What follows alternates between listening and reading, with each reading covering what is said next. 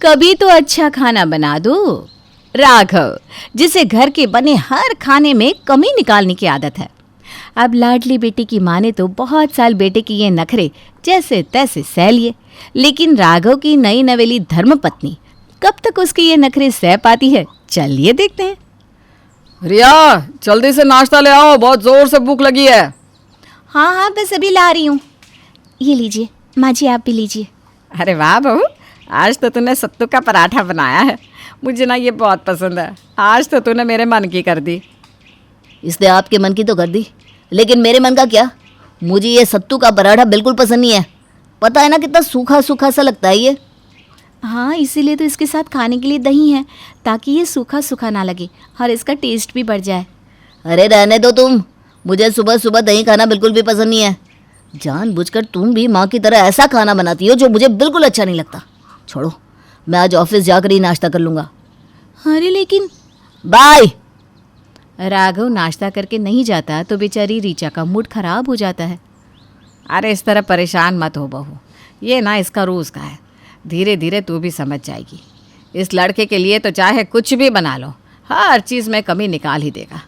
अभी अगर तूने सत्तू के पराठे की जगह आलू का पराठा भी बनाया होता ना, तो ये बोलता, पता है आलू से कितना वजन बढ़ जाता है, खिला खिला के मोटी करोगी क्या मुझे? पर माँ जी। अरे छोड़ ये परवर, और मेरे साथ बैठकर नाश्ता कर ले। बहुत अच्छा सत्तू का पराठा बनाया है तूने। दोनों सास बहू बैठकर नाश्ता करती हैं और शाम के समय आ गए आप ऑफिस से? क्या लगता है? यही कि आ गए। जल्दी से खाना लगा दो, मेरे लिए बहुत ज़ोर से भूख लगी है। आज नाश्ता तुम्हारी वजह से कर नहीं पाया। कम से कम अब रात का खाना तो अच्छा खिला देना। हाँ भाई हाँ, मैंने बहुत अच्छा खाना बनाया है। अब बैठिए तो मैं अभी खाना लेकर आती हूँ। रिया अपनी सास और राघव को खाना सर्व करती है। अरे ये क्या बना दिया तुमने? मैंने तुमसे कहा था ना कि कुछ अच्छा बनाना।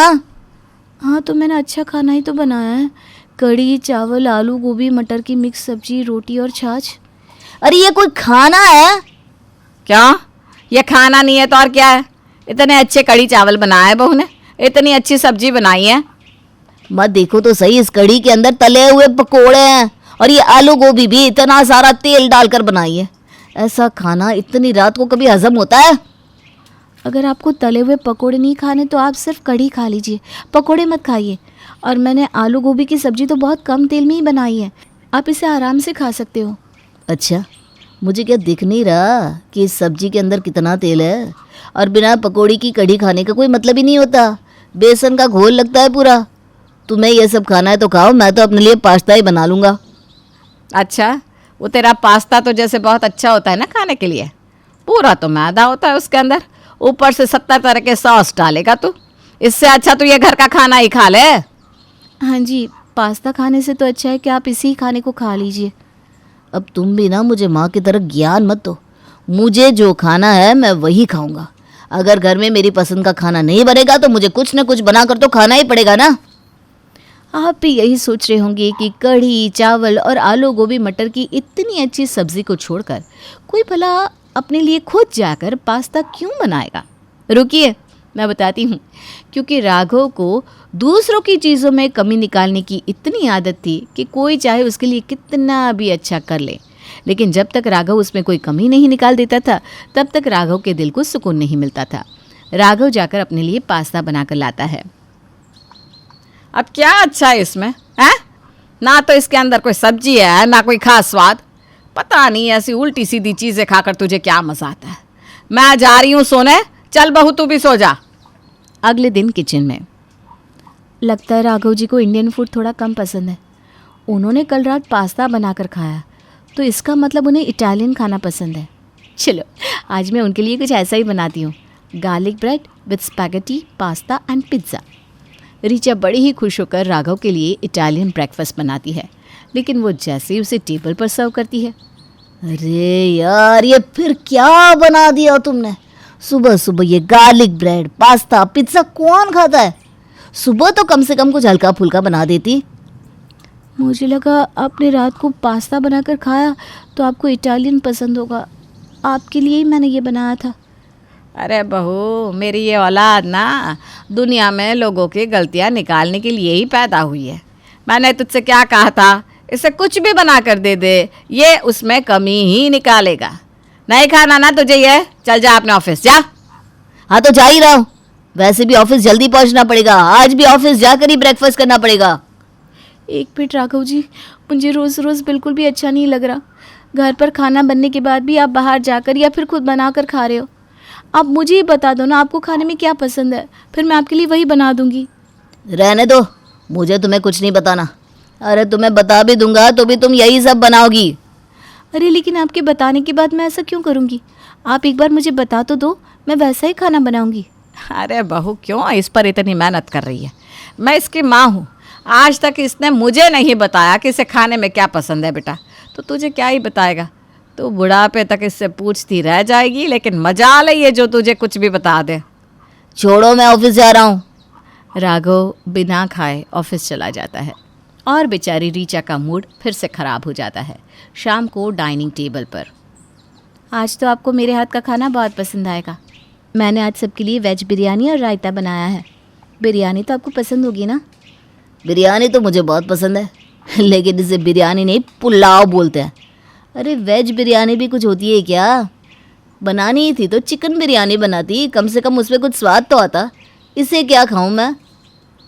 अरे आप एक बार खाकर तो देखिए, आपको बहुत अच्छी लगेगी।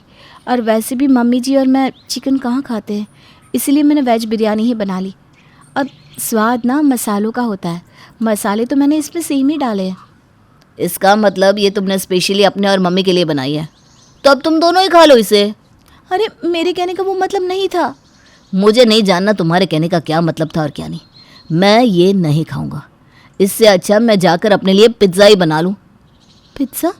लेकिन जब मैंने सुबह पिज़्ज़ा बनाया था तो आपने बोला कि पिज़्ज़ा नहीं खाऊंगा, और अभी पिज़्ज़ा खाना है। हाँ, क्योंकि अभी मेरा पिज़्ज़ा खाने का मन है, इसलिए मुझे पिज़्ज़ा खाना है। राघव घर पर रखे पिज़्ज़ा बेस से 10 मिनट में पिज़्ज़ा बनाकर तैयार कर लेता है।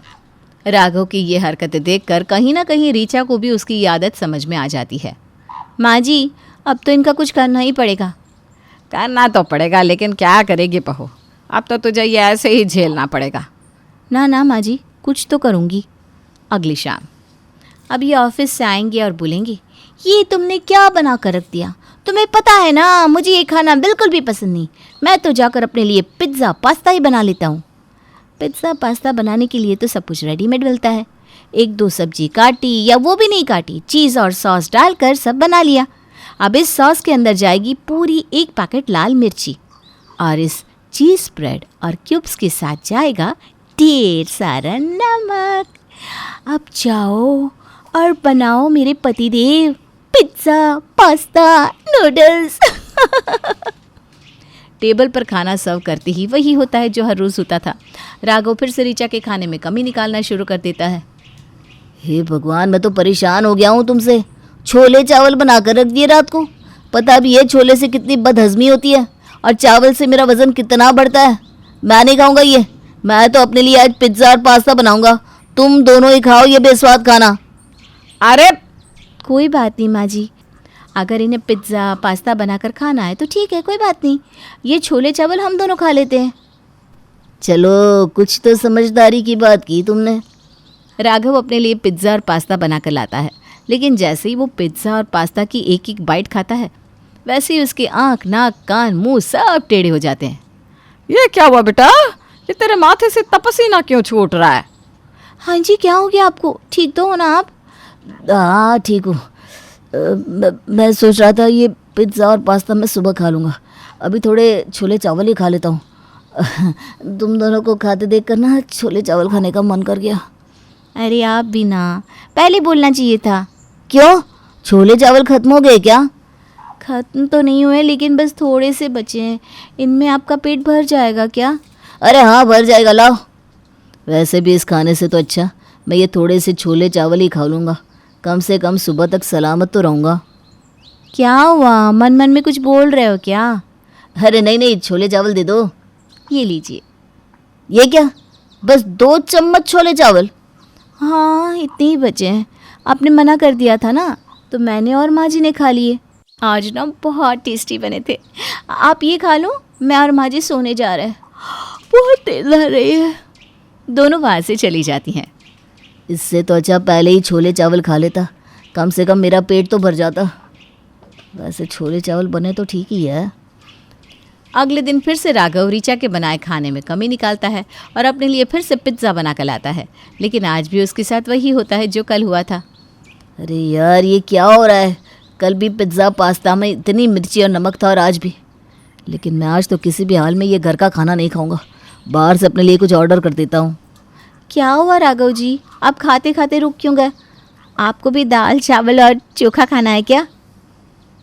अब नहीं, आज तो मेरा हक्का नूडल्स और मंचूरियन खाने का मन कर रहा है, तो बाहर से मंगा रहा हूँ। ये मैं बाद में खा लूँगा। ओके जी। घर पर हक्का नूडल्स और मंचूरियन आती ही राघव जैसे उसकी पहली बाइट लेता है तो ऋचा 2 प्लेट लेकर उसके सामने आ जाती है। क्या? ये तो मुझे भी बहुत पसंद है और माँ जी का ना ये खाने का मन कर रहा है, तो मैं हम दोनों के लिए थोड़ा सा ले लूँ? हाँ अच्छा ठीक है, ले लो। राघव जैसे ही हाँ बोलता है तो ऋचा दोनों प्लेट्स को ऊपर तक भर लेती है और राघव के लिए 2 चम्मच नूडल्स के अलावा कुछ बचता ही नहीं। ये इतना सा खाऊं मैं? हाँ खाओ ना, अब ये सब आपका ही है, मन भर के खाओ। हाँ हैं? उधर ऋचा और यमुना नूडल्स और मंचूरियन को चट कर जाती हैं और बेचारा राघव उन्हें देखता ही रह जाता है। अब तो हर रोज़ राघव कभी खुद कुछ बनाता या बाहर से मंगवाता तो हर हाल में उसका पोपट ही होता। 1 महीना यही सब चलने के बाद राघव अब परेशान हो गया और उसे अपनी माँ के सामने तो नहीं लेकिन अपनी पत्नी के सामने ज़रूर घुटने टेकने पड़े। खाने में क्या बनाया है? हमने तो अपने लिए भिंडी और रोटी बनाई है, पर आप वो सब कहाँ खाते हो? आप बना लो ना जो भी खाना है, या फिर कुछ मंगा लो, और हाँ थोड़ा ना एक्स्ट्रा मंगा लेना, और हाँ जो भी मंगवाओ ना थोड़ा स्पाइसी मंगवाना। अरे नहीं, अब बाहर का खाना अच्छा नहीं लगता और खुद भी बनाने का मन नहीं करता। तुमने जो बनाया है वही ले आओ। नहीं, आपको तो वो सब पसंद ही नहीं है। अरे अब पसंद तो नहीं है लेकिन ले आओ ना। नहीं जी, अब अगर पसंद नहीं है तो खुद पर अत्याचार मत करो। मैं आप पर अत्याचार नहीं होने दूंगी। अगर आपको मेरे हाथ का पसंद नहीं है तो मैं आपको वो खाना खाने नहीं दूंगी। अरे मेरी माँ, पसंद है तुम्हारे हाथ का खाना, बहुत पसंद है, लेकर आओ ना प्लीज़। आज के बाद कभी किसी के खाने में कमी नहीं निकालूंगा, जो भी मिलेगा उसे चुपचाप खा लूँगा। राघव की ऐसी हालत देखकर दोनों सास बहू बड़ी मुश्किल से अपनी हंसी रोक पाती है, लेकिन उसके वहाँ से जाने के बाद एक दूसरे को देखकर खूब हंसती है।